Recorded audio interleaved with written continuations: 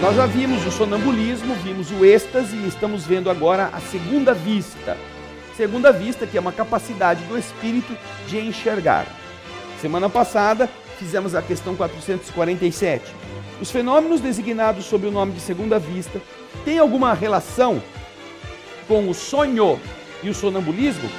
E os espíritos responderam, nós já fizemos esta pergunta, então vamos só lembrar.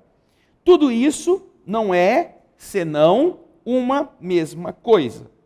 O que você chama de segunda vista é ainda o espírito que está mais livre, ainda que o corpo não esteja adormecido. A segunda vista é a vista da alma. Então, vamos lembrar do que nós já estudamos antes, no sonambulismo e no êxtase, de que nesses estados alterados, quando nós deixamos o corpo, nosso espírito ele é capaz de visualizar, não precisa ter o olho aberto. Todos os que estão aqui, quando dormem, enxergam coisas, que quando acordam vão relembrar da forma de sonho, como se aquilo voltasse em imagens. Alguns, para serem do contra, vão dizer assim, eu não sonho nada. Eu não sonho, só sonho em preto e branco, ou só sonho em preto. Porque o branco não aparece. Não quer dizer que a pessoa não sonhou, que não viu. Ao longo de toda uma vida, pode ser que ela tenha pouquíssima lembrança, mas certamente ela sonhou alguma coisa. Agora, uma coisa é você sonhar, outra coisa é você recordar o que sonhou. São coisas diferentes. Não representam a mesma dinâmica. São coisas que, se você se prepara melhor, você quando volta ao corpo é capaz de assimilar, pode reter com clareza. Se você não se prepara, naturalmente o corpo vai ter dificuldade de assimilar o que a mente do espírito trouxe. Mas vocês todos já tiveram experiências de ver coisas, mais do que de ouvir, mais do que de fazer. Quando nós sonhamos, estamos sonhando com imagens. Nós estamos vendo. E é isto que acontece também nos momentos em que nosso espírito sai do corpo, pelo processo do sonambulismo e pelo processo do êxtase. Então, essa saída enseja a alma esse potencial de captação. E nós explicamos na semana passada que, como somos um organismo físico, para atuar na dimensão humana, preso às realidades grosseiras, nosso conjunto de órgãos precisou ser estruturado com a finalidade de converter em impulsos elétricos no cérebro todo o conjunto de informações. Então, as sensações táteis, as sensações olfativas, as sensações gustativas, as sensações visuais, as imagens, todos aqueles impulsos, eles são canalizados para um centro, e este centro transforma isso em impulso elétrico, de forma que o espírito, que também está numa área onde a eletricidade, o magnetismo atuam de forma muito maior, ele possa assenhorear-se dessas informações. Quando ele vai para o plano espiritual, ele está com o corpo adormecido. Enquanto você está dormindo, o corpo praticamente não tem sensações que sejam assim importantes. Você não, só depois de muito tempo que você sente algum incômodo pelo frio, algum incômodo pelo calor. Você dorme com a cabeça torta e só vai acordar no outro dia com o torcicolo, se perceber que você estava mal posicionado. Porque o corpo está lá, está do jeitão dele. E isso por quê? Porque os níveis de resposta biológica, elétrica, eles são muito reduzidos. Os ciclos, chamados ciclos cerebrais, eles são colocados em nível muito, muito basal, muito assim, neutralizados ao mínimo. E então o espírito que está longe, ele pode ter uma atuação no mundo real dele, sem se preocupar tanto com a manutenção do corpo físico. Ele tem a manutenção automática, própria da nossa evolução. Eles têm os sistemas simpáticos, parasimpáticos, que mantêm as nossas, na hora da vigília e na hora do repouso, funcionando. Então, quando o espírito sai do corpo, vai dormir, o sistema automático liga. E aí, o corpo, então, se mantém funcionando sem o espírito precisar estar dominando lucidamente. Agora, ao estar do outro lado, ele não precisa do olho, então, para enxergar. Porque o olho está de olho fechado, né? Ele está de olho fechado aqui. Ele saiu da matéria e pode ter essa capacitação, essa percepção de uma outra maneira. Nós já vimos que o espírito enxerga por todas as partes do seu corpo.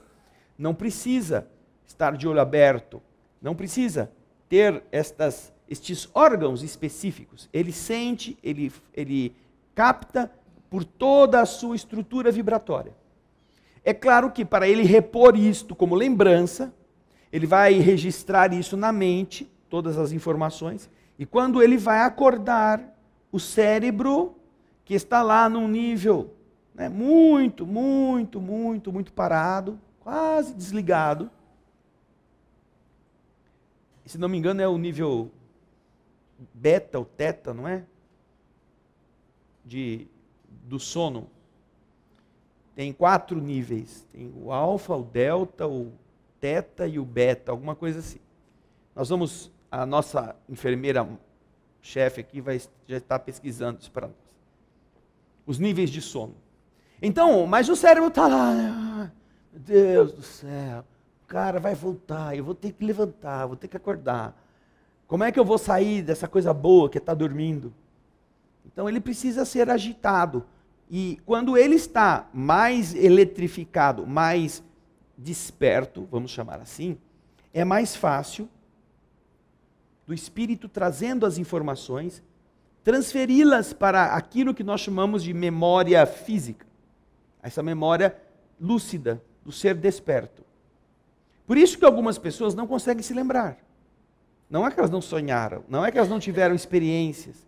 É que quando o espírito voltou para o corpo não estava preparado. A parte cerebral não estava ativada no nível adequado para reter aquelas imagens que ele arquivou durante o repouso. A Juliana já achou aí ou não, Juliana? Os 4 níveis do sono. Vai lá. Ciclos cerebrais, põe aí, ciclos. Fases do sono.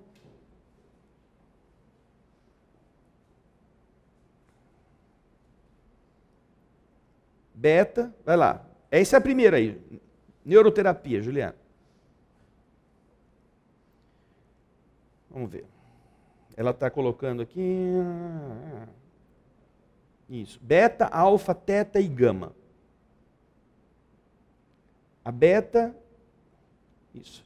O inconsciente, as ondas cerebrais teta representam o nosso inconsciente. Variam de cerca de não sei quantos ciclos por segundo até 8 ciclos por segundo.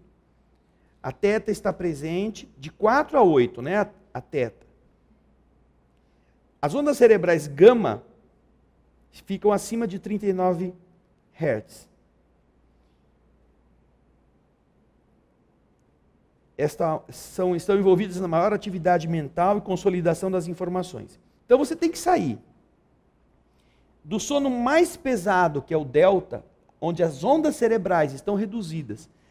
Volta lá, Juliana. Deixa onde está, que eu já achei aqui, minha filha. As ondas desse estado, elas saem de 0,5 ciclo por segundo. Imagina, você está num estado de sono de 0,5 ciclos hertzianos por segundo. A 4 ciclos, de meio a 4, o seu cérebro está lá. É a parte mais profunda do sono, que é o estado delta, teta, né? Levanta um pouquinho, Juliana.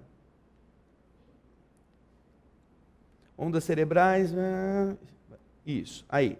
As ondas cerebrais delta retratam nossa mente inconsciente, o estado do sono profundo, variando de cerca de meio ciclo por segundo a 4 ciclos por segundo. Agora, quando você vai acordar, você tem que sair dessa faixa e chegar em 39 Hz, que é o estado desperto. O seu espírito vem com toda aquela carga, aí ele encontra um cerebrão assim, 0,5%, meio ciclo, né? Meio ciclo. Você chega com um caminhão de banana e encontra um chapa tudo preguiçoso para descarregar o caminhão de banana em 5 minutos. O que vai acontecer? Em 5 minutos o cara não conseguiu nem abrir a lateral do caminhão, porque está tudo lá meio morgando. Oh, a gente quer trabalhar, mas também assim não é tão intenso o negócio, não precisa ser tão depressa. Ou seja, todas as bananas que nós trouxemos, toda a carga do caminhão, do espírito, chega na hora de entregar. Se você não preparar esses chapas, ou seja, se o seu cérebro não estiver ativado mais depressa, são exercícios que você pode fazer, treinamentos, você não consegue descarregar muita coisa. Quanto mais você está preparado, mais lúcida é a lembrança e melhor é o reter as informações. E isso qualquer pessoa pode fazer. Qualquer pessoa, não é quem é espírita, só que sabe. Então, a visão não é diferente. A visão do espírito é a mesma no sonho, no sonambulismo, no êxtase e na chamada segunda vista. Porque é a visão da alma. E é tão interessante isso, como nós já lembramos da outra vez, que uma pessoa que é cega de nascença pode ser médium que enxerga como espírito. O cego, enquanto ele está fora do transe mediúnico, ele não enxerga nada. Mas ele entrou no sonambulismo, ele entrou no transe mediúnico, ele entrou em alguma situação de desdobrar-se, ele enxerga. Porque a ferramenta que está sendo usada para a captação das imagens não é aquela que está avariada, é uma outra. Certo? Agora Kardec faz a seguinte pergunta, 448, logo a seguir. A segunda vista, essa capacidade de enxergar, é permanente ou não? Permanente, o que é permanente? Antigamente tinha cabelo permanente, né? Lembra? Parecido com o da Elaine, não é que nem o seu não, né, Elaine? Antigamente o povo fazia umas permanentes, que eram uns negócios duros, cabelo, né? A mulherada adorava fazer permanente. Agora todo mundo está desesperado para fazer chapinha, ficar permanente e reto, né? Aliás, é uma outra coisa, eu estava assistindo um intervalo de um programa, aí veio uma tal daquela chapinha automática, aquela coisa maravilhosa. Aí o cara, olha só como é interessante, como o ser humano fica com o psiquismo ligado, né? Aí o cara fala assim, depois que você passa, né, ele vai umedecer o seu cabelo, aí vem um jato de 69 milhões de íons, ou 61 milhões de íons, que veldam, que selam a cutícula para o cabelo ficar perfeitamente alinhado, sem o frizz, aquela coisa toda. Mas eu me recordei que na outra propaganda do mesmo produto, um ano atrás, eram 71 milhões de íons. Agora já eram 66 ou 65, uma coisa assim. Eu não sei o que é, se é a inflação, que o governo diz que não existe, mas... Agora, eu quero saber também, quem foi contar?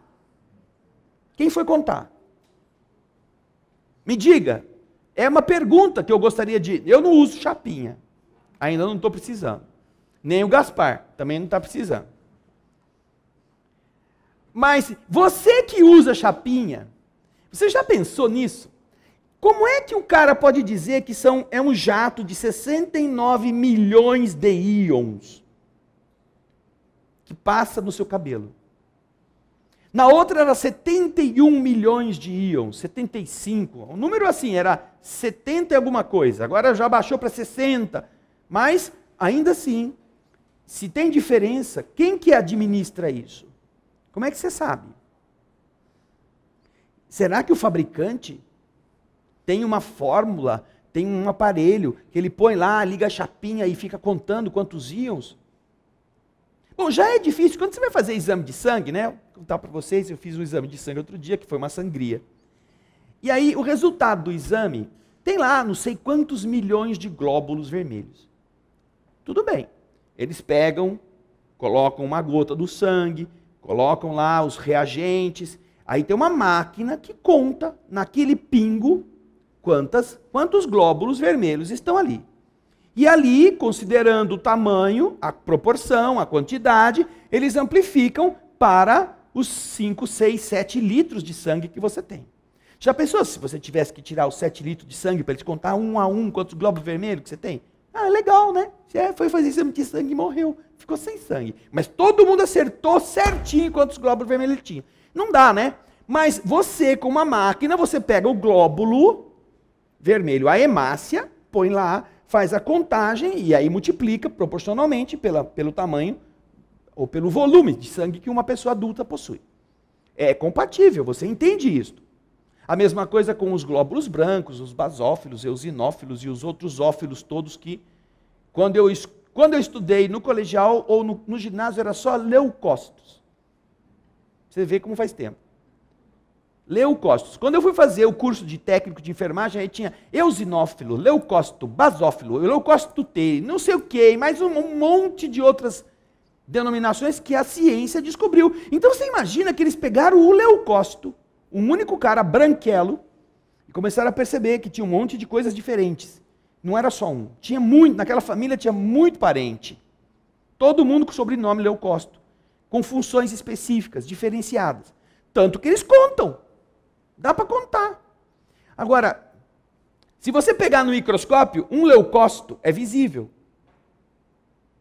Uma hemácia é visível. Você amplifica, você chega nela. Mas o íon... Ô Valdiner, você já viu um íon? Já tirou uma fotografia do íon lá em Minas Gerais? Você que está aí pensando como é que você vai enxergar de novo? Põe o óculos, Valdiner. Isso. Aí. Não íon. Íon. Nunca foi, é. Alguém já viu um íon aí na vida? Já viram o íon? Ô Juliana, procura aí o que é íon. Definição de íon. Você vai trabalhar por 2 hoje, Juliana. Íon.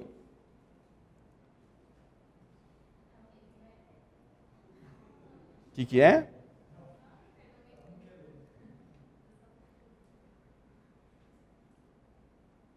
O íon é uma espécie química eletricamente carregada que resulta de um átomo ou molécula que perdeu ou ganhou elétrons. Carregados negativamente são conhecidos como ânions, ou até mesmo como íon negativo. E quando são de carga positiva, são cátions, ou íon positivo. Ou seja, você tem que pegar um átomo. Esse átomo, se ele, nas suas camadas elétricas, perder, vamos supor que ele tem um único elétron na última camada, e esse único elétron for embora, elétron, se eles estiverem em equilíbrio, o positivo do núcleo com o negativo do elétron mantém ele neutro. Se ele perde um negativo, ele fica mais positivo. Então ele passa a ser um íon positivo, um cátion.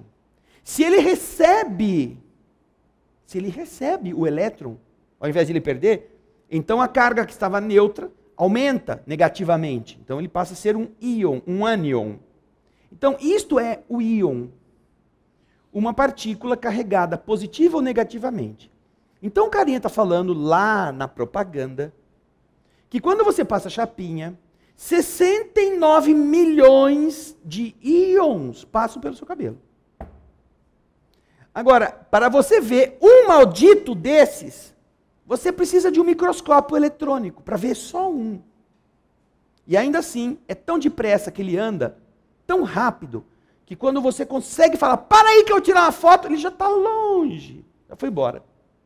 Não dá para você identificar o lugar. Então eu fico pensando, como é que esses caras podem chutar tanto?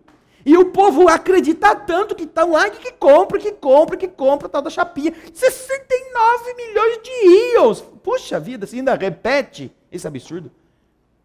Se falasse 5 milhões de hemácias, eu acreditava. Porque dá para contar. Agora, uma hemácia, ela é uma estrutura tão grande perto de um íon, que é quase Júpiter perto de Plutão. De tão grande que é a hemácia perto de um íon. Então, vejam só como as coisas, as pessoas não pensam. E quando você não pensa, você vai engolindo todas essas baboseiras e fica repetindo como se fosse uma coisa maravilhosa. Bom, voltamos aqui para o nosso estudo do Espírito. Eu gosto de fazer algumas referências a isso, para que quando você assistir a televisão, você não engula aquilo como se fosse um oráculo. Tudo que fala lá, nossa, é maravilhoso, é perfeito. Não, pense, vá atrás, medite. Ou então, critique a ponto de alguém te explicar como é que funciona isso.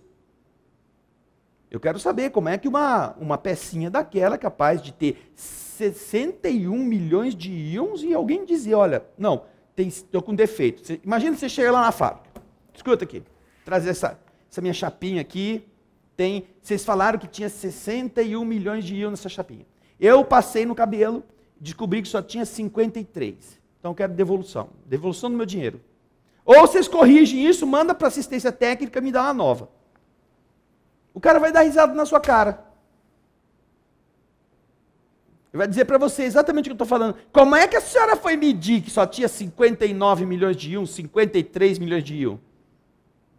Na assistência técnica, gente, não tem como medir isso. Não tem. Então como é que eles põem isso na propaganda? Não é? Não é estranho? Que para fazer você engolir uma idiotice dessa, eles têm que pôr 69 milhões de íons. Fala lá, um monte de íons vai passar no seu cabelo, você vai ficar ionizada. Daí não vai ter problema de ficar com cabelo de leão quando sair na chuva. Sabe, a juba? Então.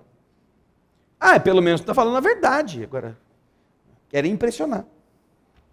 Vamos abrir o olho. O problema não é enxergar com o olho da alma. O problema é a gente enxergar com o olho da carne, que a gente não enxerga. O que está na nossa cara. E não pensa a respeito dessas coisas.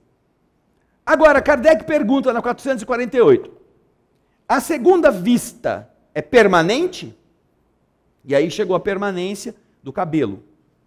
E do cabelo nós chegamos no íon e na chapinha. Essa permanência, ela é constante? Ou seja, a pessoa que tem a segunda vista, ela vai sempre ter a segunda vista? O que vocês acham? Levanta a mão quem quer dar uma opinião, porque o Ricardo tem que trabalhar um pouquinho, porque ele está emagrecendo. Olha lá, Elaine, depois o Emerson. Everton. Eu acredito que sim, porém não necessariamente pode ser exercida. Você acredita que sim, mas ou seja, todos vamos ter sempre a segunda vista. Sim. Por quê? Porque ele é um atributo da alma. É um atributo do espírito. É isso, desculpa, né? Da alma, o espírito. Sim. E sendo um atributo do espírito, o espírito sempre vai continuar enxergando. Isso. Não existe nenhuma notícia de espírito cegueta. Sim. Que não tivesse capacidade. Existem espíritos que dizem que não estão enxergando, mas não é que eles não poderão enxergar. Exato. Porém, ele não pode exercer naquele momento. Isso. Ou por um determinado Isso é período. diferente. Então, a Elaine, que é uma boa aluna, uma boa estudiosa, ela leu em casa. A faculdade da segunda vista, ela pode ser exercitada por todos, tanto como espíritos quanto como encarnados, né? Agora, vamos ouvir o que o nosso Everton eu não vou responder muito diferente dela, porque assim, a segunda vista, como ela disse, é um atributo da alma. Isso. Né? Se a alma é permanente, esse atributo também é permanente Sim, junto. Isso mesmo, é o mesmo raciocínio, né? Ou seja, todos temos como espíritos as faculdades que o espírito possui. Agora, exercitar isto é que às vezes não é possível, do mesmo modo com cada pessoa ou com cada alma, que é o que os espíritos estão respondendo. Vamos ler a resposta da questão 448. A faculdade da dupla vista é permanente. Faculdade aqui quer dizer o quê? Qual que é o sentido da palavra faculdade? Capacidade, potencialidade, certo? Então, este poder, este ser capaz é de todos, mas o exercício, a prática disto é que não é possível muitas vezes ser permanente. Nos mundos menos materiais que o vosso, os espíritos se prendem mais facilmente, ou se desprendem mais facilmente e entram em comunicação apenas pelo pensamento, sem excluir, todavia, a linguagem articulada. A Terra é um grande obstáculo material que em outros mundos mais avançados não existe. Então os espíritos estão ocupando corpos densos para aquela dimensão, para aquele grau evolutivo, só que esta densidade não impede que o espírito exercite suas faculdades. Portanto, lá nesses mundos menos materiais, mais desmaterializados, eles podem inclusive falar pelo pensamento entre si. Eles conversam sem precisar usar palavras. Aliás, na Terra mesmo, em falando de espíritos, os espíritos mais elevados, eles se transmitem, eles se conversam em pensamento, eles não precisam articular palavras. Já aqui no mundo, imagina, só que isso é um atributo da alma, aqui na Terra. Mas nesses outros mundos, os seres que estão encarnados, eles fazem isso, normalmente. É como se o seu marido tivesse ido fazer um passeio, tivesse ido lá no supermercado e você esqueceu de mandar ele trazer a abobrinha. E ele não está com o celular, não está com nada. Aí você fala, ai, como é que eu vou falar para ele trazer a abobrinha? Aí você fica, abobrinha, abobrinha, abobrinha, abobrinha, marido, abobrinha, abobrinha. Ou você fala assim, marido, esqueci na lista, coloca a abobrinha. Lá no supermercado ele fala assim, abobrinha, ela esqueceu da abobrinha. Vou levar a abobrinha para ela. Assim que é a transmissão do pensamento. E isto, nos mundos mais avançados, é comum. E ele diz, não quer dizer que você não possa usar a linguagem falada. Você pode. Lá eles falam também. Agora, a dupla vista nesses lugares, para a maioria, é uma faculdade permanente. Seu estado normal pode ser comparado ao dos vossos sonâmbulos lúcidos. E é ainda a razão pela qual eles se manifestam a vocês mais facilmente que os que estão encarnados em corpos mais grosseiros. Os espíritos encarnados em corpos menos densos, eles se manifestam mais facilmente do que os espíritos que estejam encarnados em corpos densos.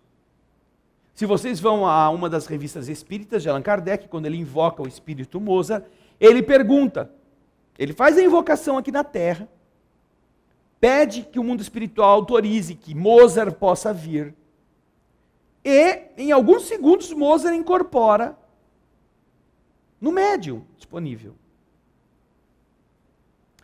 Já vimos nessas informações da revista espírita que Mozart está habitando Júpiter, que é o planeta mais avançado em termos evolutivos do sistema solar, em termos espirituais, né? Aí Kardec pergunta para ele, quando nós invocamos você, o que você estava fazendo? E ele responde, eu estava meditando sentado em uma flor.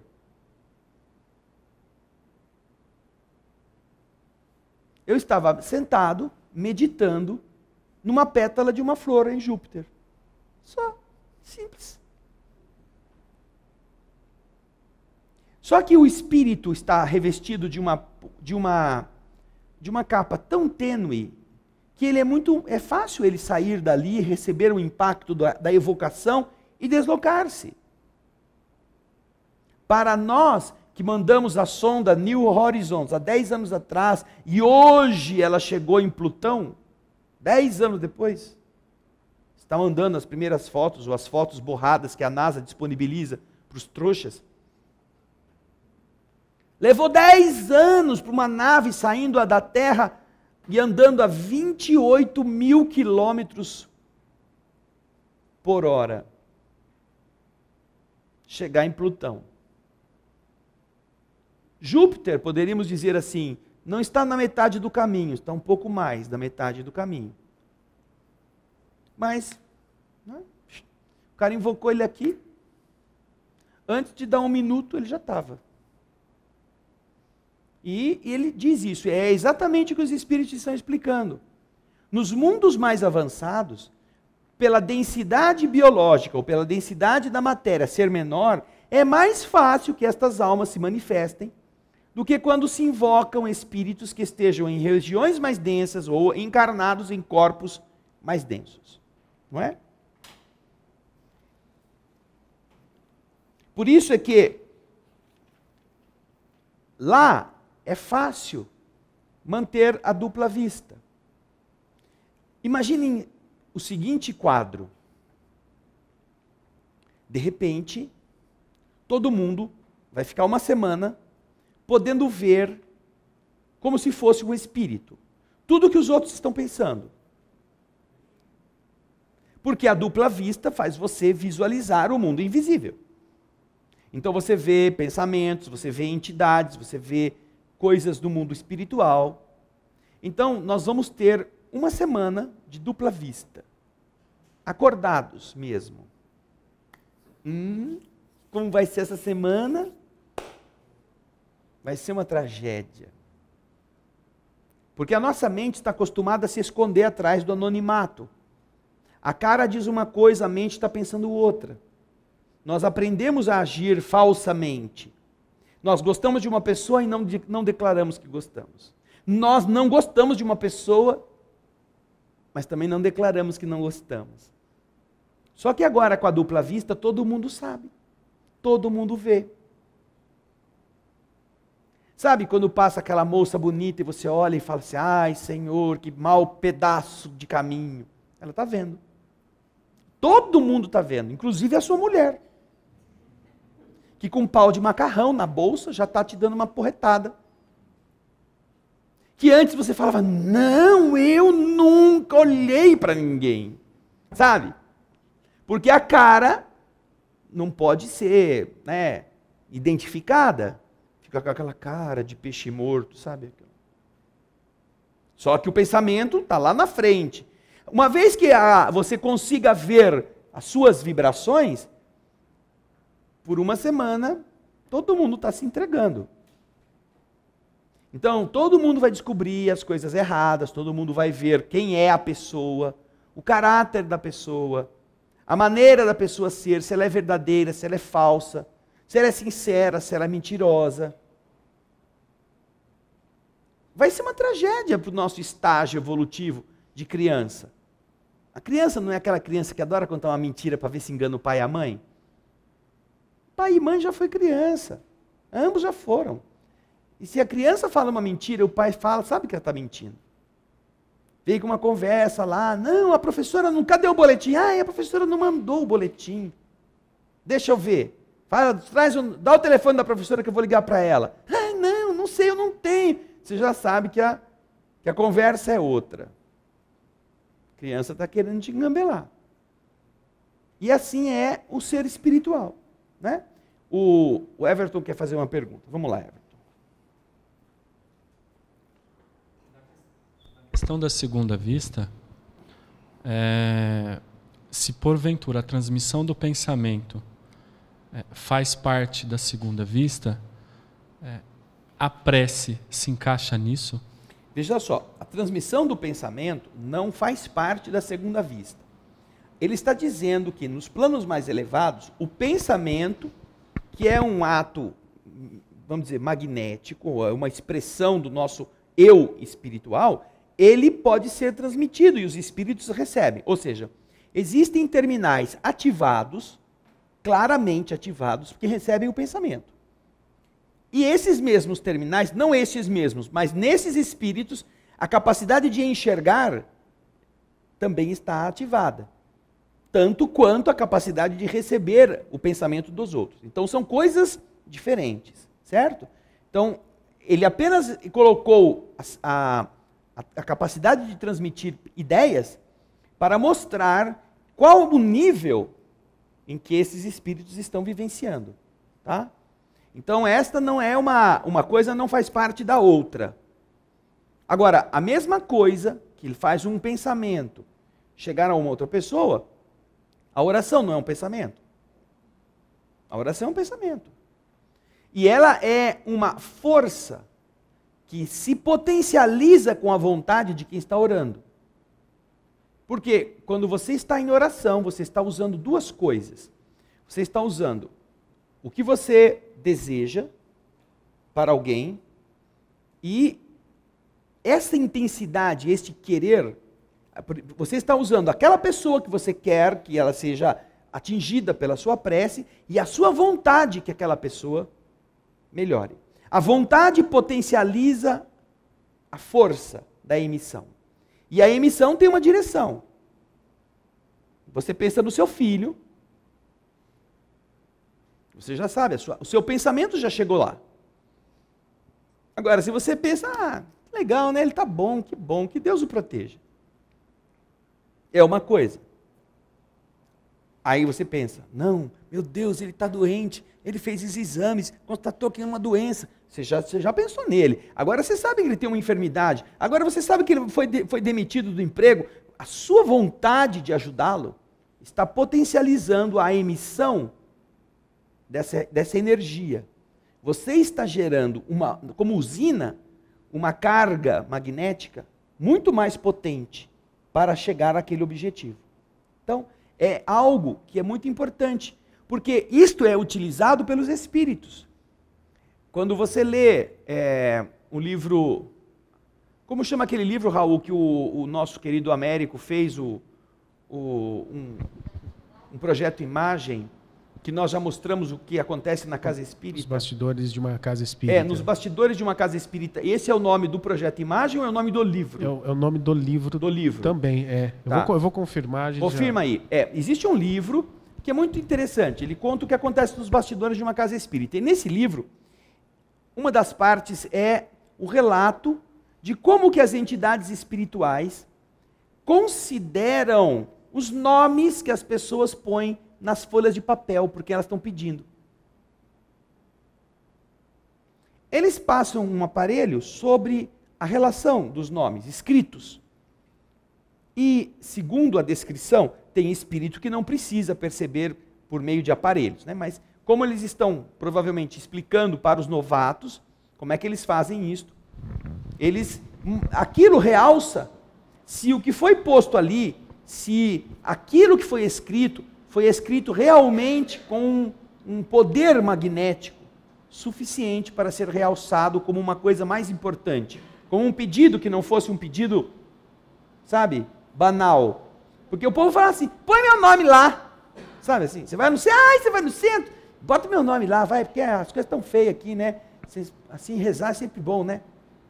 Aí você chega aqui, qual que é o seu nome mesmo? Fulano de tal, tá bom, você vai lá, para desencargo de consciência, para você não ser mentiroso dizendo que você pôs e não pôs, você escreve lá, escreve até o nome do cara errado. Vai lá, mas põe o nome lá. Fala, Raul. O projeto Imagem, André, que você estava citando, é nos bastidores de uma reunião espírita. Tá. Mas isso é extraído do livro Seara do Bem. Isso. O livro é bem diferente do título dos bastidores. Isso. Os bastidores é o projeto Imagem, que transferiu para o visual as ideias do livro, mas o livro se chama Seara do Bem. De quem que é, Raul? É de Carlos Alberto Tonini. O médium é o Luiz Antônio Ferraz, que recebeu as orientações para escrever essa obra do espírito Antônio Carlos Tonini, na Seara do Bem. É um livro bonito, um livro fino, que dá para a pessoa ler com bastante rapidez, inclusive. O Gaspar está aqui com a super câmera manual, nosso drone automático. Ficou boa aí, Raul? Não? O que está faltando? A Juliana tirou a imagem da coisa. Se você vai lá na sua biblioteca, na sua estante, vê um livrinho, parece um quebra-cabeça, faltando um pedacinho na parte do coração, amarelo, é o livro da Seara do Bem, que faz essa referência. Então, o espírito vai na casa espírita, e puseram lá, tem 50 folhas.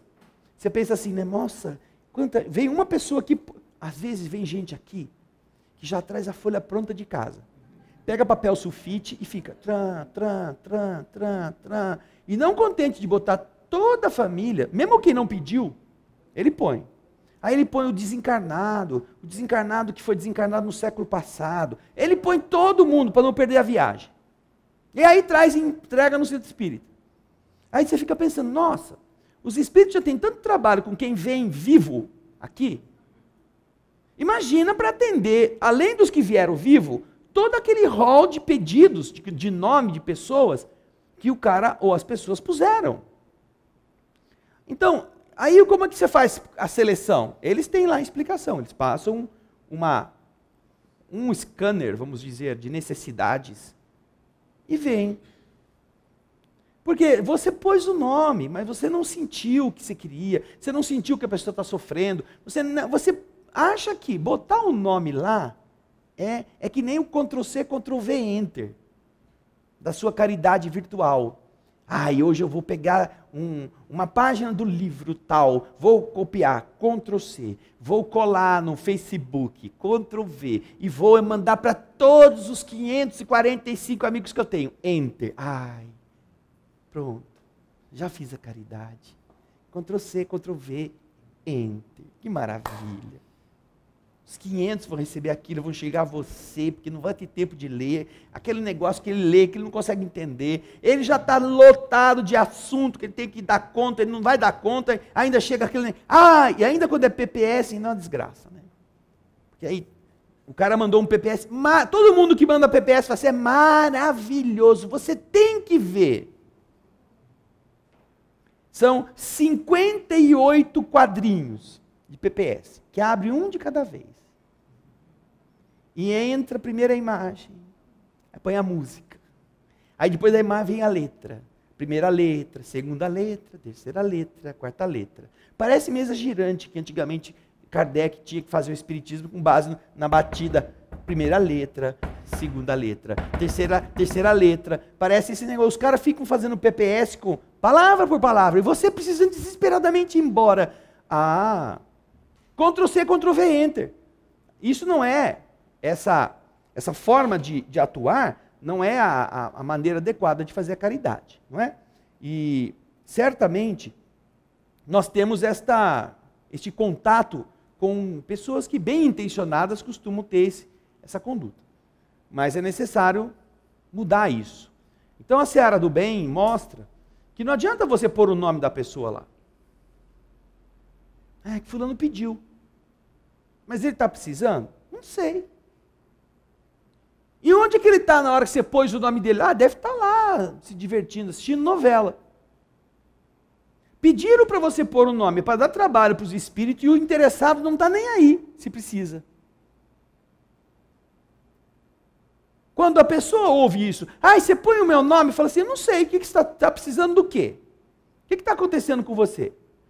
Não, é que a gente sabe, a gente fica às vezes nervoso. Então por que você não vai lá comigo? Você vai lá, toma um passe, deixa o nervoso lá.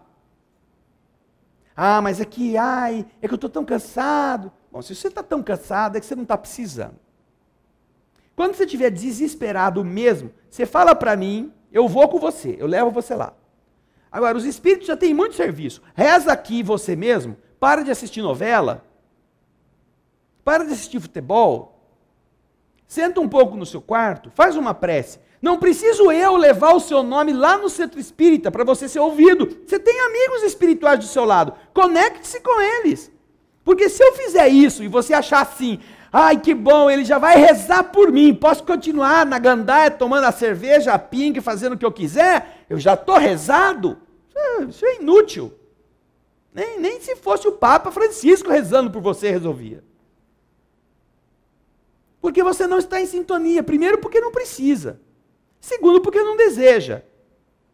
E os espíritos não forçam ninguém. Não forçam. Vão perder tempo? O que eles fazem então? Eles escaneiam os pedidos.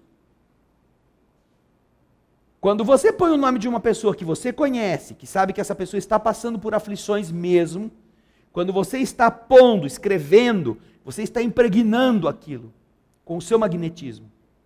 Aquilo não é só um nome no papel.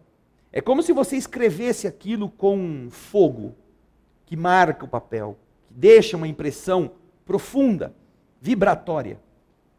Você conhece a pessoa, você sabe que ela está passando por aflições. Ela perdeu um ente querido, tem um pai no hospital, tem a mãe que sofreu um acidente, que está na UTI, ela está perdendo o emprego, ela está desesperada, os seus filhos estão passando fome. Você vai pedir a Deus, escreve o nome dela com toda esta carga de força. Então os espíritos passam e sabem que aquele caso merece, aquele caso precisa. Mais do que merece, porque o mérito eles não sabem ainda, porque não conhecem. Ele sabe que o pedido que foi feito naquele pedaço de papel, naquele caso, é mais sério, mais profundo do que os outros. Então isto é o quê? É uma identificação do potencial de transferência da prece, mesmo para o pedaço de papel onde você pôs o nome. Que dizer então quando você mentaliza a pessoa, quando você ora a Deus e pede por ela? Você faz essa energia singrar os céus até chegar onde a pessoa está. E quanto mais você faz isso com ânimos ajudante, com vontade de que aquela pessoa seja feliz, é claro que você não vai conseguir resolver os problemas dela, mas você vai dar a ela força, a sua. E os espíritos que estão ajudando a ela sustentar a luta vão pegar isto e ativar aquilo que é possível ser ativado para que ela não esmoreça, para que ela não desanime. Ok? Perguntas sobre este tema, para a gente passar para a questão 449. Aqui. Essa questão da segunda vista, é possível que uma pessoa lúcida que esteja nas suas faculdades, trabalhando o pensamento normalmente, tenha a capacidade ou tenha a faculdade, como ela é uma coisa do espírito, de, não estando dormindo ou estando lúcido, de exercitá-la? Bem, a segunda vista é uma coisa que é do espírito, mas que para que possa ser exercitada, a resposta da semana passada já nos mostra isso. Você não precisa estar em transe mediúnico, nem precisa estar dormindo para que possa estar enxergando o outro lado da vida.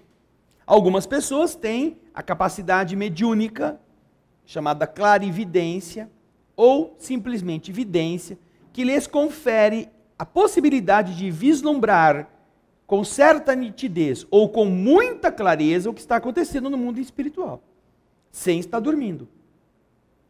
Algumas pessoas passam por situações de exteriorização desta forma, por força de produtos químicos que ingerem, por tipos de alimentação que estão abastecidos, por vícios que vão impregnando a matéria com determinados padrões tóxicos, e isso facilita a exteriorização.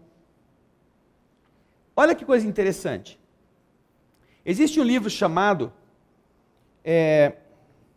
O Livro dos Espíritos, na sua tradição lendária, de Canuto de Abreu.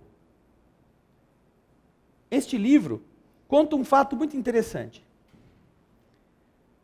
Um dos personagens que, na verdade, este livro está relatando como foi o dia em que o primeiro livro dos Espíritos foi editado e publicado, 18 de abril de 1857. Como se o autor estivesse presente na sala, vendo o que estava acontecendo e anotando os diálogos. Eu não sei dizer a vocês se foi um processo de revelação mediúnica, porque isso não está dito, ou se foi uma forma romanceada que as muitas pesquisas que o professor Canuto de Abreu fez em relação à doutrina espírita, que foi o primeiro pioneiro na busca dos documentos que restavam do espiritismo na França, com base nisto, ele que tinha potencial de entendimento da língua francesa e de outras línguas, ele compilou, ele leu, ele reuniu nestes documentos e, por fim, ele colocou isso em uma história. O certo é que ele publicou essa história em jornais, em jornais brasileiros de São Paulo, na década de 50, e quando foi comemorado o primeiro centenário do Livro dos Espíritos, em 1957, o professor Canuto de Abreu, Silvino Canuto de Abreu, ele foi convidado a ser o orador da noite, da famosa noite de comemoração no ginásio do Pacaembu, se não me engano. Uma grande comemoração que a USE, as instituições espíritas da época fizeram. E ele faz a palestra com base nessas lembranças, nesses artigos. E, por fim, o Lar da Família Universal editou este conjunto de explicações ou de relatos do professor Canuto de Abreu. Bem, o que acontece? Nesse livro é interessante. Por quê? Kardec está falando aos que foram na sua casa na noite do dia 18 de abril. E ele começa a citar os fatos que levaram ele ao espiritismo, juntamente com os médiuns, com as pessoas que foram os que falaram dos movimentos da mesa, aquela coisa toda. Mas um pouco antes, antes dele começar o discurso, estão conversando entre si as pessoas. E então uma delas diz assim: mas é que o senhor Roustan, a Madame Planamaison, que era uma das médiuns que ajudou no movimento da mesa, porque ela era uma médium de efeitos físicos, ela conta, na presença da esposa, ela brinca com o Monsieur Roustan e diz a ele assim: o senhor já se recuperou da sexta-feira? Da sexta-feira? Aí ele dá uma risadinha: sim, sim. Aí então todo mundo quer saber o que aconteceu com ele. Então a Madame de Planamaison começa a contar. Com a presença da esposa dele ali, e ele no mesmo ambiente, um pouco mais para lá, que ele, o Monsieur Roustan, era magnetizador, trabalhava com magnetismo, estudava o magnetismo nas diversas correntes que existiam na França naquele tempo. E em uma das experiências, o que aconteceu com ele? Ele usou haxixe. Na época, como um processo de exteriorização. Não é o que hoje vocês chamam de haxixe, que é a maconha, como hoje virou moda. Mas havia, naquela época, como substância química, considerada não viciante, mas utilizável, e ele então fez uso do haxixe. E durante o transe, ou durante a exteriorização que acontece com ele, por causa do haxixe, ele se vê crucificado como Dimas, o ladrão bom da noite, do dia em que Jesus morreu. E então, depois que ele sente tudo aquilo, por força dessa exteriorização, quando ele volta ao corpo, aquilo se torna tão intenso que em todos os anos, a partir daquele ano, no dia da crucificação, ele começa a sentir todas as dores da crucificação. Inclusive, começam a se tornar visíveis, não em chagas purulentas ou em sanguinolentas, mas em marcas, as marcas que se esperaria que uma pessoa crucificada tivesse. Então eles contam isto.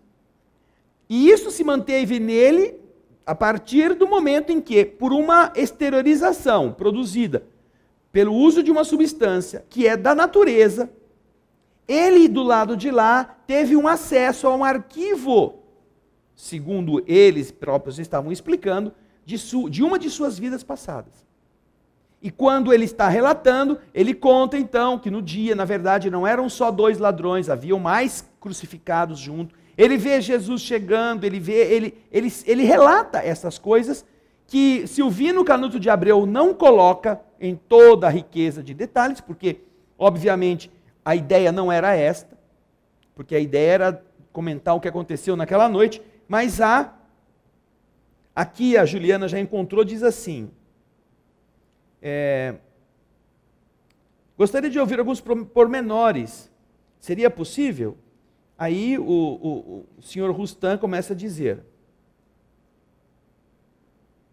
Ele mesmo parou de dizer isso, ele mesmo não gostava de confirmar essa história para os outros, né?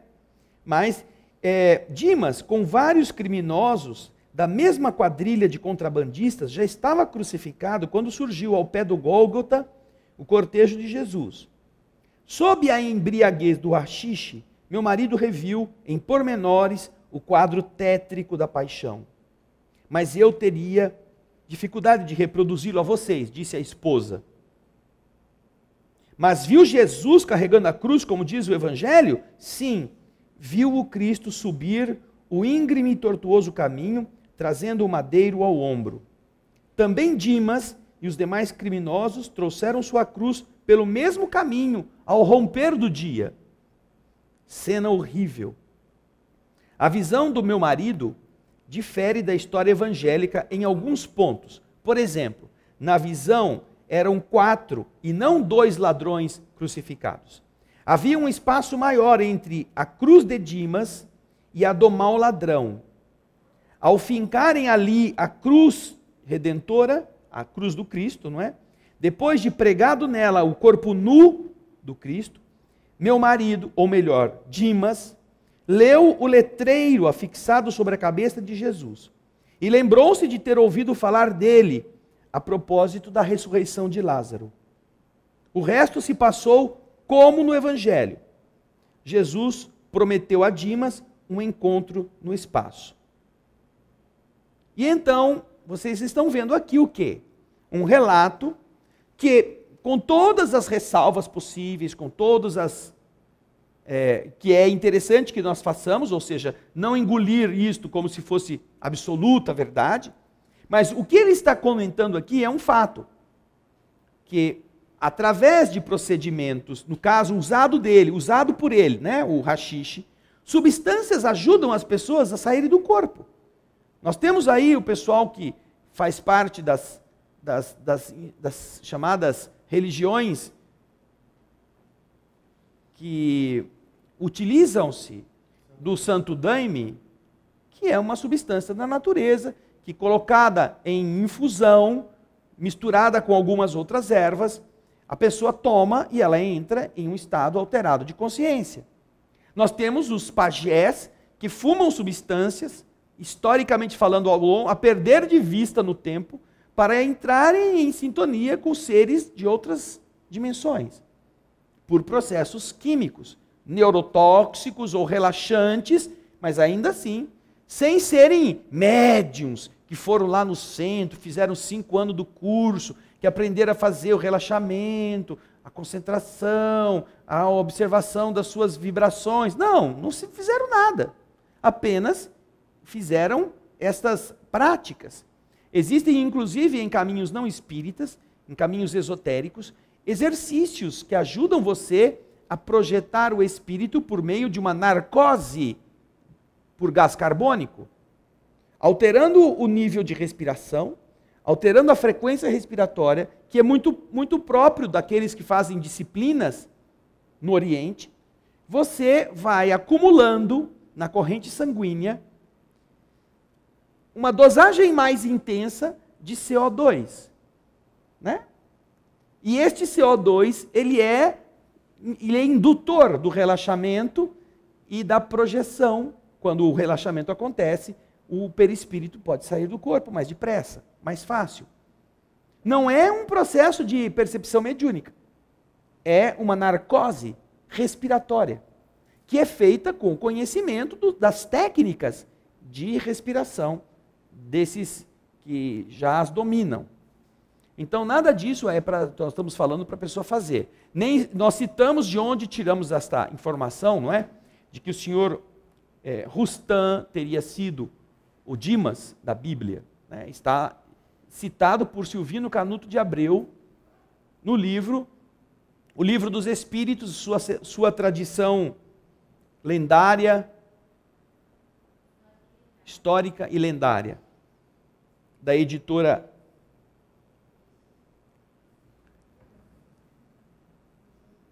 o que, Juliana? Editora Vixe.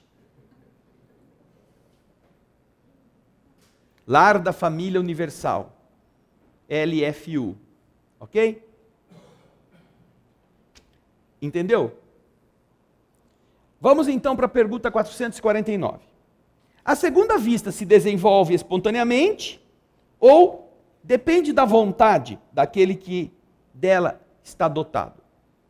Você pode desenvolvê-la com espontaneidade ou você precisa querer desenvolvê-la? Quem tem alguma opinião aí, levanta a mão. Ninguém tem opinião porque está todo mundo lendo. Ninguém leu em casa, ninguém estudou, bulhufas, e aí vem todo mundo. Eu faço a pergunta, o povo vai, nem olham para mim. Eles nem olham para mim. Se eu falar, ó, nós vamos estudar esse livro semana que vem, com o livro fechado, não vai aparecer uma viva alma aqui. Só vou dar conversa com os espíritos. Aí vamos ter que trazer os médios da casinha para incorporar as entidades, porque aí a gente vai ter que falar com elas. A segunda vista pode ser desenvolvida espontaneamente? Sim ou não? Normalmente, a segunda vista acontece espontaneamente. Só que nós podemos também, com vontade, nós podemos exercitar nossa capacidade de sintonia no plano espiritual, de melhorar a amplitude. Tudo que a gente com vontade faça, nós aprendemos, nós vencemos obstáculos. Não é que, por exemplo, algumas pessoas falam assim, não, é que se você tiver que ser médium vidente, se você tiver que enxergar o mundo dos espíritos, é só os espíritos que tem que fazer você enxergar. Não é que é só os espíritos. É bom quando você tem uma vida adequada e os espíritos veem que você merece, ou você pode passar pela experiência, ou não será bom para você passar por ela. Se eles veem que você terá boas coisas, eles podem ajudar você a que esta faculdade se exteriorize espontaneamente, entre aspas. Mas isso não impede que você procure, que você pesquise, que você estude, que você se discipline e que você melhore. Que é, aliás, o objetivo da vida. Muitos dos médiums hoje, trabalhando na doutrina espírita, recebendo livros, recebendo mensagens, recebendo a ação magnética para curar, com essas retumbâncias que nós enxergamos, que nós vemos, eles são assim hoje, porque 2, 3, 4 encarnações lá atrás, eles estavam lá nas encruzilhadas lendo a sorte, sabe? Eram ciganos, eram pessoas ligadas a essas artes do ocultismo, que não tinham escola espiritual, não tinha livro dos espíritos, não tinha ninguém para explicar para eles, mas a mãe, o tio, o avô, foi passando de um para o outro, e eles foram treinando. Cobravam para fazer isso, ganhavam grana com isso, viam o futuro. Sim, mas isso fez o quê? Isso fez que naquela fase eles começassem a exercitar esse potencial, que é natural para todas as pessoas. É comum, todos nós temos. E então, de uma vida para outra, eles já melhoraram, foram melhorando. Aí o mundo espiritual, sabendo que eles tinham já esses centros mentais ativados, foram colocando-os em experiências reencarnatórias, onde esta parte também poderia ser desenvolvida. Até que chega em uma época onde a mediunidade é conhecida, em que os princípios são conhecidos, em que existem escolas. Então ele já está quase que à flor da pele, aquilo já é comum para ele. Então ele entra na casa espírita, começa a ver tudo, começa a sentir tudo. Aí encaminham ele para uma reunião de esclarecimento, ele começa a aprender, começa a ler, e então ele volta tudo aquilo à tona agora dentro de um critério de ética, de conduta, de equilíbrio. Mas ele chegou hoje a ser um excelente médium, porque ele passou pelas etapas iniciais do aprendizado. A mesma coisa acontece conosco. Não quer dizer que hoje você vai ser capaz de ser um concertista, que vai tocar com a a Filarmônica de Viena. Mas se você começar a aprender algum instrumento hoje, o que você assimilar de noções, de técnicas, você incorpora ao seu espírito. Quando o seu corpo morrer, você que hoje não ia conseguir tocar nem na banda do presídio, na próxima encadernação, você já entende mais ou menos como que é o pentagrama, como são as leis da música, o que é o valor, o que é o ritmo, o que é compasso. Então fica mais fácil. Na próxima encarnação você já pode vir com isto já aflorado e então começa a estudar mais cedo, começa a ter interesse por essa área desde jovem, e aí você vai se preparando para que numa vida lá na frente, quando você possa exteriorizar a serviço da comunidade, a harmonia da música, você então, desde o começo, já venha com esta área ativada e o seu corpo pronto para trabalhá-la. Então, a possibilidade é, cada um pode esperar de uma forma natural. Porque também tem uma outra coisa. Eu já ouvi dizer, muita gente fala assim, ai, eu queria tanto ser médium, eu queria ser médium, mas eu só não quero ver espírito feio. Você quer ter olho, mas não quer enxergar? Porque se você enxerga qualquer coisa. Uma vez uma moça chegou para o Chico e falou, ai Chico, eu quero ser médium vidente que nem você, porque tem tanta coisa linda no mundo espiritual que a gente não vê na Terra. Aí o Chico falou para ela, ai minha filha, é verdade. Mas ó, não esquece de uma coisa, todo mundo que vê o lírio, também vê o sapo. Você vê o lírio, você vê o sapo. E às vezes vê mais sapo do que lírio. Agora, se você querer só ver lírio e não enxergar o sapo, não tem jeito. Uma vez que você abrir o olho, a coisa funciona assim, é da regra. Então, muitas vezes, a pessoa tem aquela ilusão ingênua, sabe, aquele desejo ingênuo. Ah, eu queria tanto ter mediunidade de vidência, ser médium vidente. Eu peço, nem o espírito faz nada. Sorte sua, que não faz nada. Queria saber o que você ia fazer a hora que você visse na sua casa um bicho de 2 cabeças, 15 tentáculos, assim, envolvendo você, sua família, chupando a comida de dentro da sua panela. O que você ia fazer? Fechar o olho não adianta, que é o espírito que está vendo. De olho aberto, de olho fechado, você vai ver. E o que é pior, não dá para acusar ninguém, porque foi você que quis. Não é? Aí vai correndo lá no centro espírita, vai lá na macumba, vai em qualquer lugar para pedir a Deus para não chegar mais nada. Pelo amor de Deus, tira esse negócio de mim, que eu não quero, eu quero ver Emmanuel, mas eu não quero ver o resto. Então, para eu ver Emmanuel, eu tenho que ver tudo isso, melhor eu ficar cego. É melhor. Então, essa questão desenvolvida naturalmente é uma proteção que os nossos amigos nos concedem.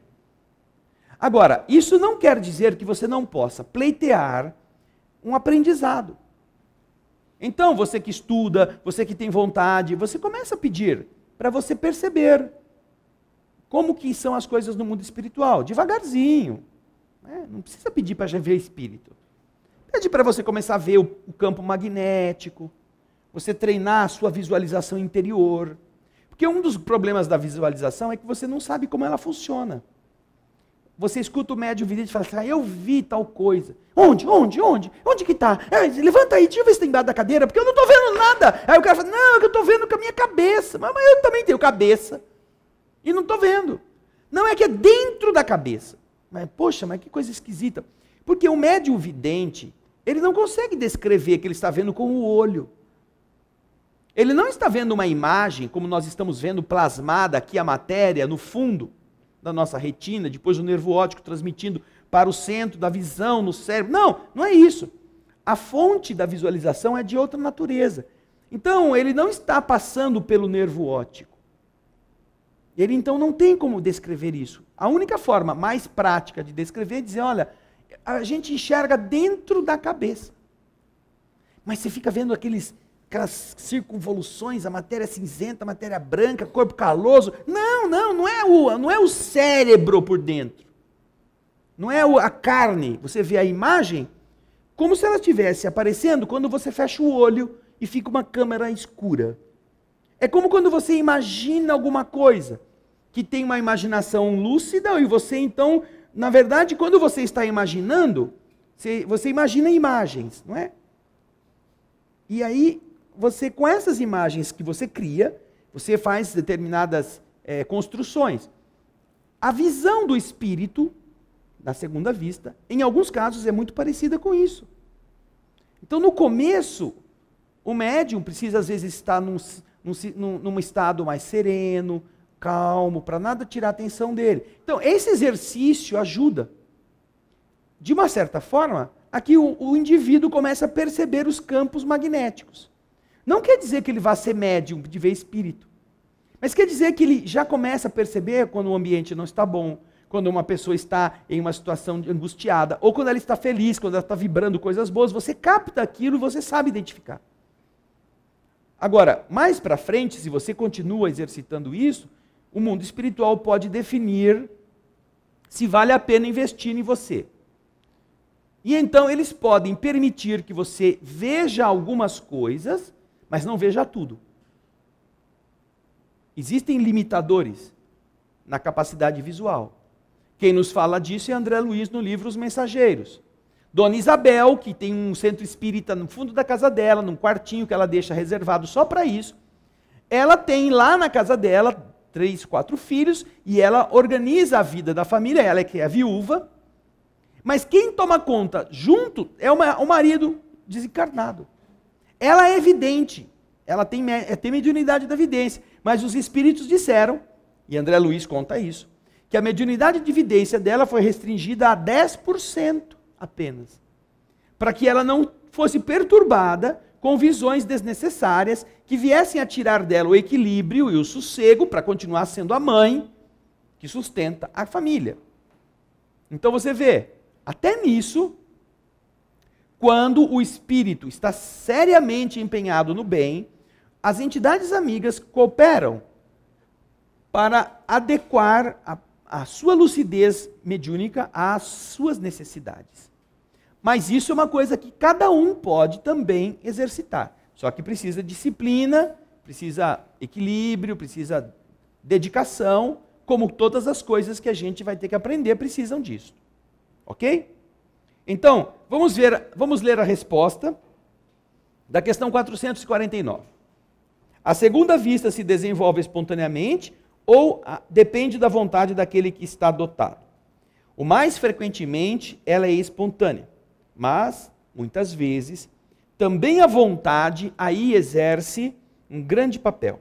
Assim, toma, por exemplo, certas pessoas chamadas adivinhos, e das quais algumas têm certo poder, e verás que é a vontade que as ajuda a entrar nessa segunda vista, a que chamas visão.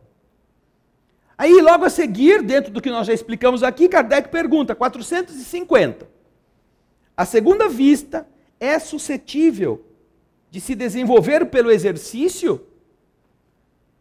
Sim ou não? Isso, é uma frase só, né? Já deu para ler. Resposta, sim! Que nem aquele programa do Silvio Santos. Quer trocar a sua casa por uma caixa de fósforo? Sim! Resposta, o trabalho conduz sempre ao progresso, e o véu que cobre as coisas torna-se menos compacto. Nós devemos sempre entender que, apesar de o mundo espiritual nos proteger, se nós podemos aprender, eles nos ajudam. Agora, vamos supor que você vai passar por situações em que vai ser nocivo para você enxergar o mundo espiritual. Então, por mais treino que você faça, mais treino que você faz, você vai estar sempre no banco. Nunca vão pôr você para jogar.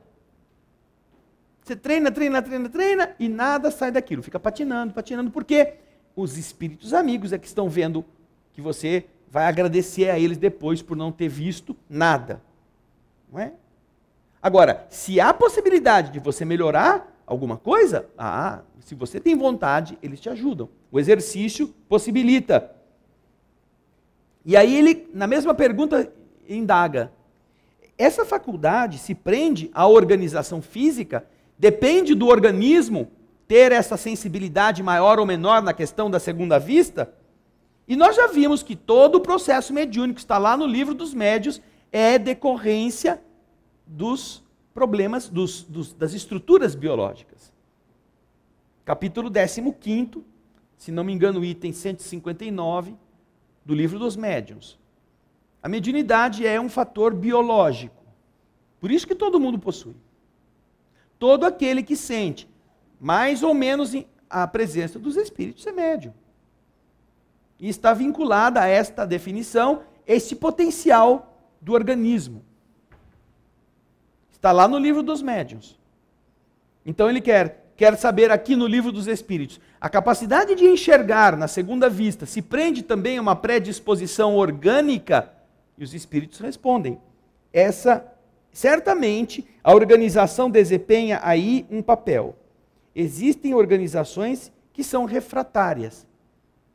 Algumas estruturas biológicas não se prestam a facilitar o acesso do espírito, do encarnado, às dimensões do mundo invisível. Outras se prestam com mais facilidade. Todas são passíveis de se desenvolverem. Mas enquanto umas já estão quase prontas, as outras precisam, muito suadouro. E algumas, de muito suar, não saem do lugar. Porque naquela existência não está nenhum projeto vinculando o indivíduo ao exercício da mediunidade. Pelo menos esta mediunidade ostensiva. Assim, dividida por Kardec no livro dos médiuns. A mediunidade em sentido amplo, que todos possuem, que todos podem desenvolver. Que é diferente da mediunidade em sentido estrito, que é específica daquelas pessoas que já têm este comprometimento e essa potencialidade amadurecidas. Então estas são coisas que precisam ser discernidas, ok? E aí tem o desdobramento da pergunta seguinte. Em algumas famílias, parece que vários membros da família têm mediunidade da segunda vista, ou têm mediunidades. Então, como que isso se explica? Se naturalmente existem fatores biológicos que ajudam a que a mediunidade se torne mais fácil, os espíritos respondem. Essas questões de famílias com vários médiuns dependem da semelhança de organização que se transmite, como as outras qualidades físicas. E, pois, desenvolvimento da faculdade por uma espécie de educação que se transmite também de um para outro. É a mesma coisa que se dá entre os benzedores, não é? Os católicos tinham muito hábito de benzer. E o avô tinha aprendido do pai dele, aí ele passou para um dos filhos que tinha faculdades, que quis aprender a ser benzedor, então parece que o cara pegou o benzimento que era dele e passou para o filho. Aí o filho vai benzendo, se ele exercitar com seriedade, aí vai chegar um momento em que um dos filhos dele, ou um dos netos dele vai ter sensibilidade, então ele vai ensinar o neto a fazer o benzimento. Como se ele estivesse passando a tocha olímpica, né? Sabe aquele negócio de a tocha vai correndo de um lugar para o outro, o cara está com a luz agora, daqui a pouco vai passar outro, pega a tocha e vai mais um pedaço. Então os espíritos explicam que as trocas de cromossomos, que a hereditariedade facilita, ajudam a criar organismos que sejam mais adequados para a exteriorização das faculdades. Mas também a maneira de educar estes seres, que uns vão trazendo para os outros, faz com que esse desenvolvimento aconteça. Então, seja aqueles que leem a sorte em família, eles ensinam os seus descendentes como é que as coisas funcionam. Nem todos vão ser ledores de sorte. Mas alguns poderão ter essa sensibilidade e também se interessar para prestar atenção naquilo. E com isso eles facilitam a eclosão deste potencial. Ok? E é assim que os espíritos explicam como que... eu conheço várias famílias que um médium era o avô, depois passou o filho também se desenvolveu como médium, e depois tem às vezes um neto não é, mas um bisneto também agora nasceu lá e é médium. Há muitos grupos que reencarnam com essa tarefa. Eles carregam essa característica. Tá certo? Bem, nós vamos parar então na questão 452 para a próxima semana. E aí fica uma pergunta interessante para que vocês possam pesquisar. Agora nós vamos para as perguntas dos nossos telespectadores. A Andréia Daudi, de Franca, pergunta: se quando dormimos de dia e sonhamos que é noite, mesmo tendo alguma orientação ou lição moral, pode-se atribuir apenas a um sonho psicológico? Se sonharmos com quem está acordado trabalhando, é a certeza de ser um sonho psicológico? Muitas vezes nós estamos sonhando em situações anômalas, que não correspondem àquelas específicas daquele ambiente em que nós estamos. Várias coisas podem gerar isto. A primeira delas é exatamente esta questão do sonho psicológico. A criação daquele ambiente por conta da nossa imaginação. Mas também podem ocorrer coisas interessantes. André Luiz conta, Andréia, no livro Os Mensageiros, que quando eles estão chegando, vindo da colônia Nosso Lar, na medida em que eles vão descendo os níveis vibratórios, os ambientes vão se modificando totalmente. O sol vai perdendo força e ele vai começando a ficar empalidecido por uma zona de turbulências, como se fosse uma área em que a atmosfera densificou-se. Aí chega um determinado trecho em que o sol desaparece, fica noite. Totalmente noite. Tão denso é o ambiente nas regiões mais circundantes, mais próximas ao núcleo. E só quando eles vencem essa região chamada de região trevosa, de umbral denso, é que, ao entrar na atmosfera própria do ambiente físico, é que eles voltam a ver a luz solar. Isso está descrito por André Luiz. Então, você observa que a condição de noite ou dia não depende só da existência do sol, nem depende apenas de você estar num ambiente iluminado. Depende também de você estar ou indo em aprendizado a determinadas regiões que não têm a luz, apesar de estar de dia. E isso é interessante falar porque nas zonas mais escuras dessas regiões, as instituições que estão vinculadas ao trabalho do bem, apesar de ser noite, elas têm que ter um relógio lá que marca o horário da Terra, que é dia, para que eles saibam qual é a hora que eles estão trabalhando, porque essas instituições, elas têm que trabalhar geralmente com os seres encarnados na hora do repouso. Então, não adianta eles trabalharem, nós aqui está tudo escuro, será que eles já foram dormir? Não, mas é 3 horas da tarde, estão acordados ainda, temos que esperar mais tempo. Vamos poder só depois das 10 da noite. Então, eles têm marcadores de tempo que indicam que a Terra ainda está durante o dia, apesar de eles estarem em regiões semi-umbralinas, semi-penumbrosas ou totalmente penumbrosas. Então, vários são os fatores que levam as pessoas a estarem em horas diferentes, sonhando com coisas que naquele horário não estariam acontecendo. Entre elas está a situação do sonho psicológico. Ou então, também, no caso de você sonhar com pessoas e essas pessoas naquele momento não poderem estar dormindo, você estar de verdade saindo do corpo e recuperando memória fora do corpo, de sono ou de contato que você já teve com aquela pessoa em outra ocasião, como se você estivesse vendo um filme onde você atuou num outro horário, num outro momento com aquele ser. É claro que quando você volta para o corpo, você fala assim, eu sonhei com fulano hoje. Só que você teve um sonho onde você viu as imagens daquele fulano que pode não ter sido hoje. Você pode estar sendo lembrada ao acessar seus arquivos, lembrada daquilo que você já teve de relacionamento, ou de conversa, ou de contato com esse espírito em uma outra circunstância. E quando a gente volta, nosso cérebro detecta apenas como se fosse hoje. Vários, então, fatores interferem nessa perfeita adequação. Entre outras, além do sonho psicológico, além da região umbralina, a região escura, onde você pode ter contatos com entidades, inclusive em zonas positivas que fazem o bem, mas que estão ali, situadas naquela região. Além de você estar lembrando de assuntos que você trabalhou com aquelas pessoas, daqueles que você sonhou, mas que não, naquele momento não poderiam estar. Ainda existe uma outra questão. Essa outra questão é a seguinte: para que você tenha um sonho com alguém, num horário em que este alguém está acordado, não é preciso que este alguém esteja dormindo. Nós já vimos isso também.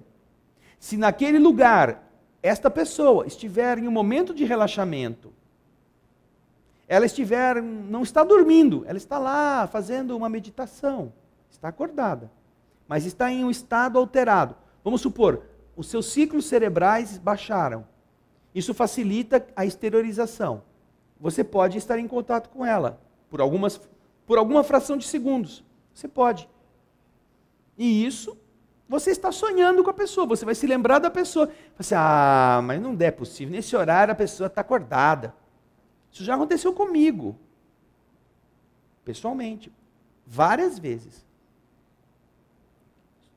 E foram sonhos tão nítidos que eu tinha certeza que não era pelo haxixe, porque eu não cheiro haxixe, que não era pelo toucinho do porco, que eu também não como, que não era por ter tomado pinga, porque eu também não bebo, que eu tive uma exteriorização.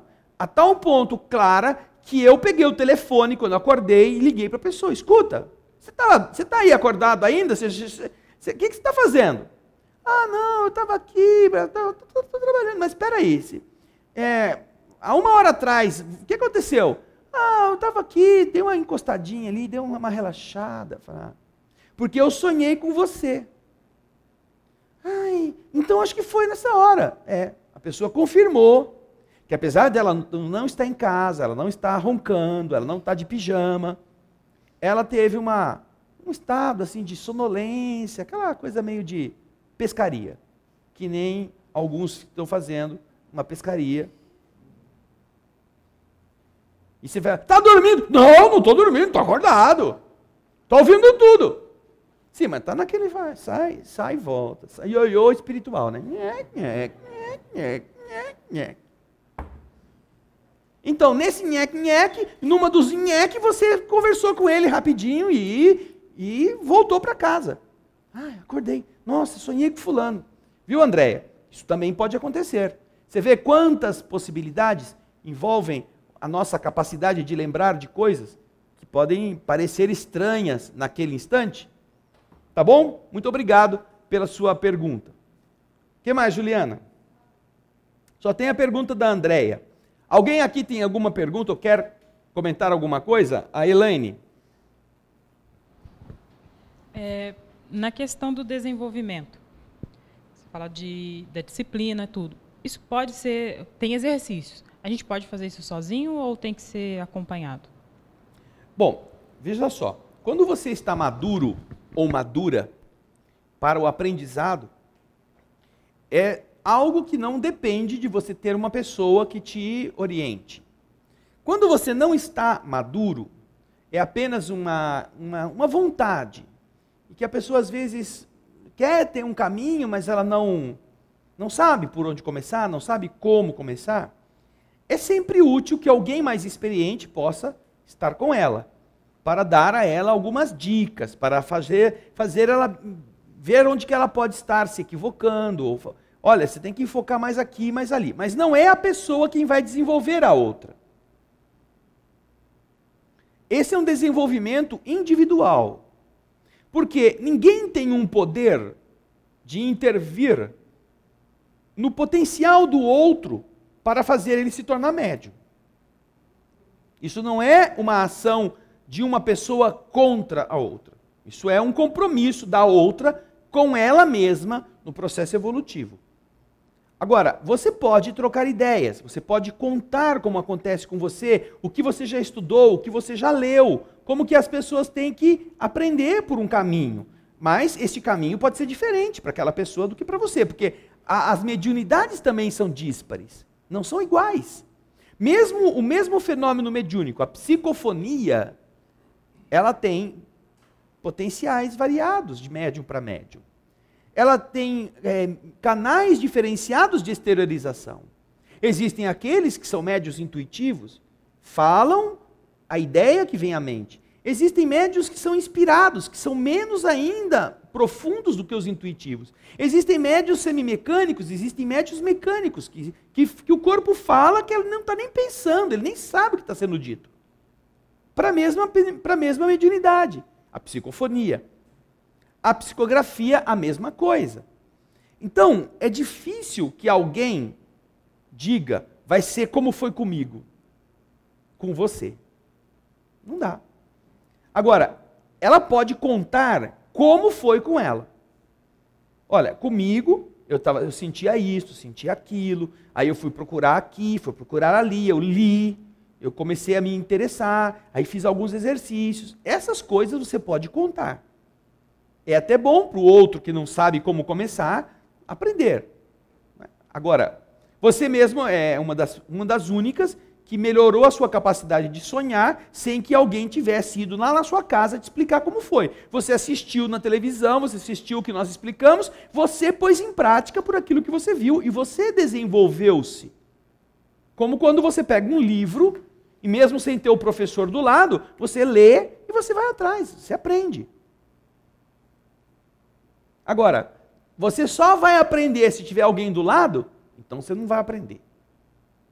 Então é diferente. A iniciação, antigamente tinha aqueles negócios, né? Uma vez um amigo meu, eu tinha acho que uns 16 anos, ele era todo esotérico, esses New Age, sabe? Esses carinha, parecia uma varetinha, magrinho, bonzinho, assim, parecia uma moça, de tão bonzinho. Aí ele vivia procurando esses grupos que falavam com ET, indo nesses lugares que conversavam com seres de outras dimensões, fazia cursos esotéricos disso, daquilo. Um dia ele falou assim, André, olha, vai ter um lugar aí que um senhor, um japonês, um senhor, assim, um mestre, falou um nome lá que eu não me lembro qual que é, um mestre, eles vão fazer uma reunião para a abertura do terceiro olho. Eu vou. Você não quer ir comigo? Vai eu, fulano. Aí apareceu um monte de candidato a querer ver o terceiro olho também, né? Ah, eu vou, eu nunca vi isso, né? Um japonês, eu conhecia isso na doutrina espírita. Vamos ver se vai abrir meu olho, né? Bom, aí fomos lá, era um lugar, você ia, chegava de manhã, fazia as disciplinas, aí ficava lá, fazia tai chi, aí conversava de coisas, aí fazia algumas outras meditações, todas com bons propósitos, né? E depois, não sei se almoçava, se foi depois do almoço, se foi antes, aí ia para um determinado lugar, ali dentro mesmo do sítio, e ali o homem, que era um japonês, assim, mais maduro, ele explicava com a língua, misturando o japonês com o português, como que a gente devia fazer. Dava um exercício para a gente treinar, quando você estivesse em casa, e lá mesmo a gente ia treinar, que esse exercício ajudaria muito a ativar a ação da visão do terceiro olho. E nós fizemos exercícios lá, ficava, e eu não vou contar como que é não, porque senão o povo vai ficar vesgo.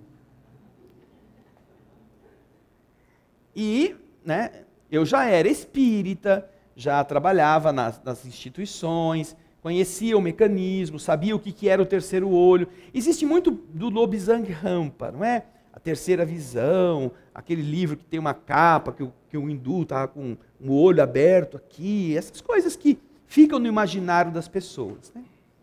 E então lá mesmo a gente fazia. E então, enquanto a gente estava fazendo exercício, ele vinha, na hora que ele achava, talvez ele já tivesse o terceiro olho ativo, provavelmente tinha, né? Mas ele não dizia isso.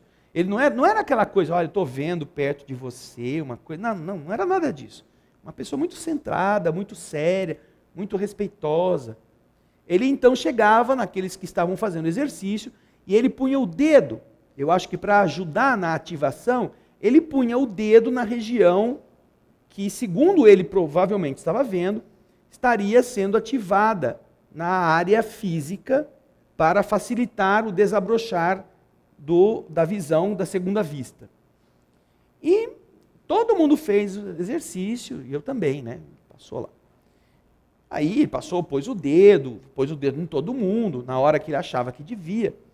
E naquele momento, de verdade, mesmo passadas 2, 3, 4 horas depois que ele tinha feito isso, que eu tinha feito o exercício, eu sentia meu coração pulsar aqui, ó. Tuf. Nós temos um chakra nessa região, que é geralmente o chakra ativado, o centro de força ativado, para que essa visualização aconteça. E este chakra, lá no exercício, ele pulsava como se meu coração estivesse batendo aqui. Mas não vi nem pulga. Graças a Deus. Né? Não vi nada. Será que agora eu vou ver os espíritos? Não sei. Eu, quando muito, quero ver o ladrão para fugir dele. Agora, né, o espírito não vai me fazer nada. Mas passou o tempo, e apesar da cerimônia, apesar de ter o ritual é uma forma de gerar uma predisposição na pessoa. No meu caso específico, e do meu amigo, que também não passou a ver nada, ele já usava óculos naquela época. Eu ainda olhava, via sem óculos. Ele não, ele já era dependente do óculos. Nem o óculos ele largou. Teve que continuar usando. E nunca viu nada, do ponto de vista da segunda vista.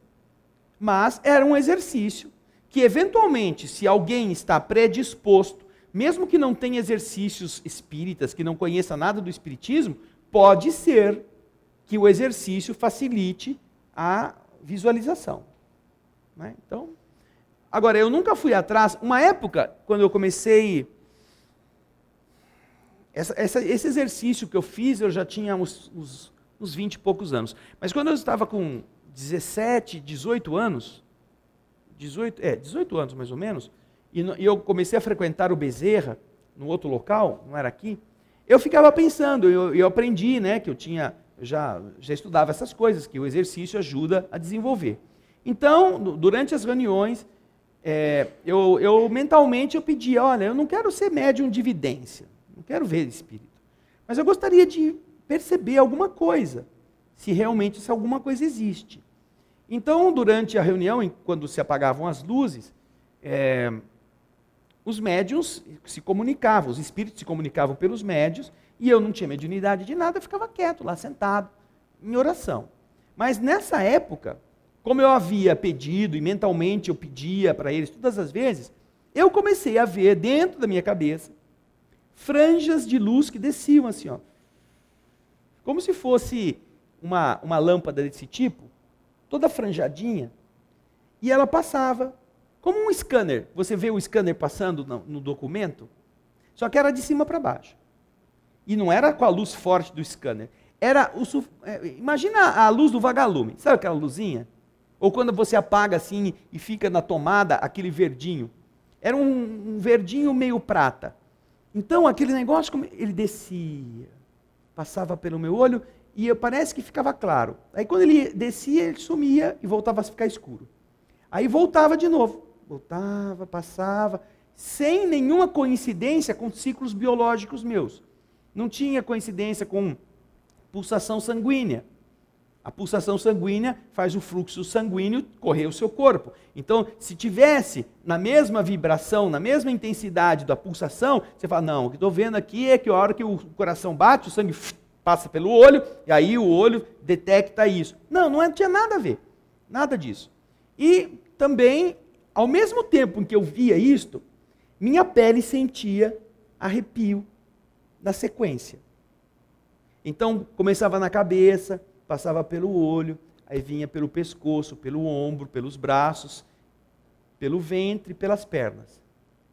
Coincidia a reação dos terminais neuronais da superfície da pele com a mesma posição da luz que eu via passando dentro da minha cabeça.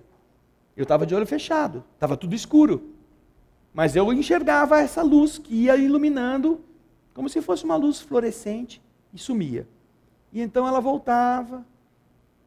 E isso foi por algumas semanas. Aí eu me desencanei com esse negócio, falei, não é que tem mesmo?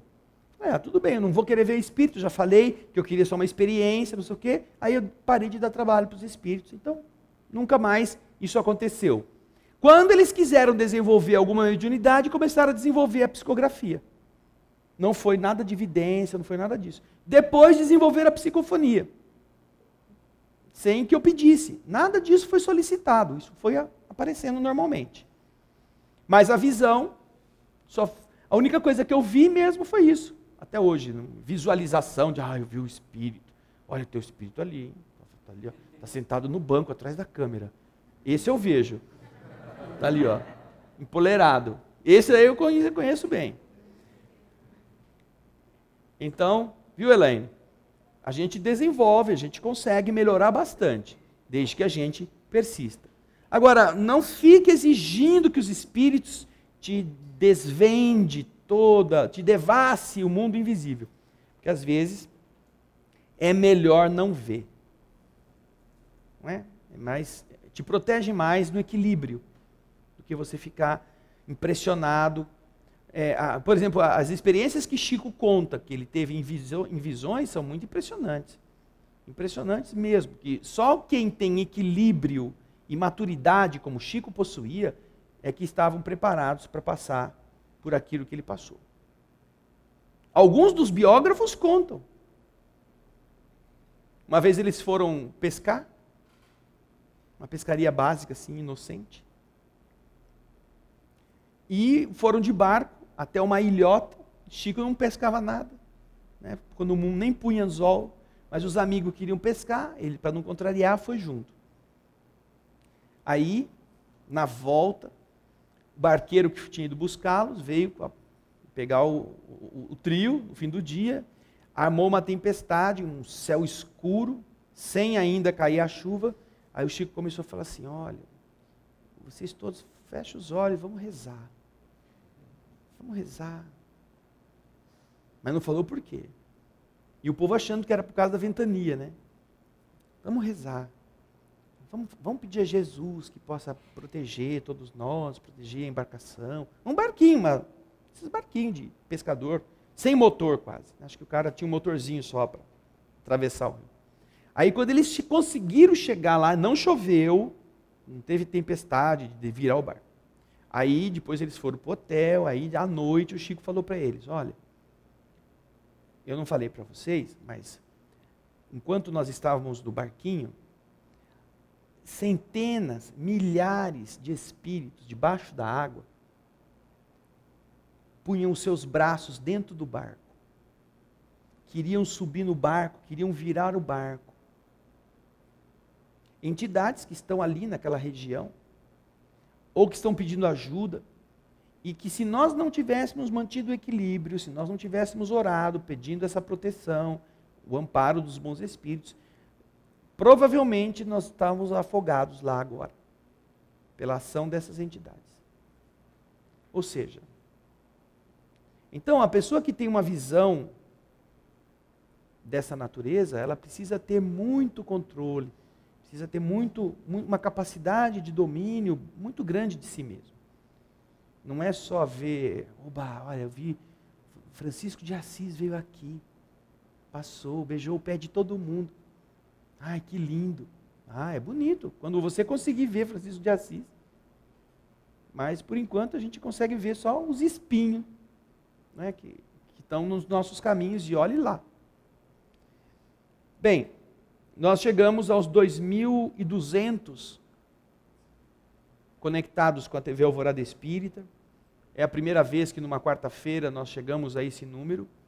E esperamos que isso possa repetir-se muitas vezes, porque é só quando a gente estuda e a gente compartilha isto que realmente nós conseguimos construir um outro edifício, um outro prédio dentro de nós mesmos. Agradecemos aquilo que todos puderam vibrar, aquelas participações, os abraços, e agora vamos fechar os olhos para o encerramento do estudo de hoje. Vamos lá.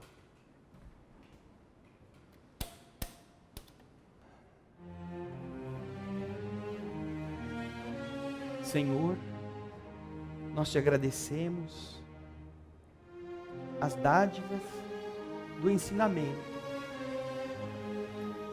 e abrem nossa mente, que nos fazem sintonizar com coisas do bem,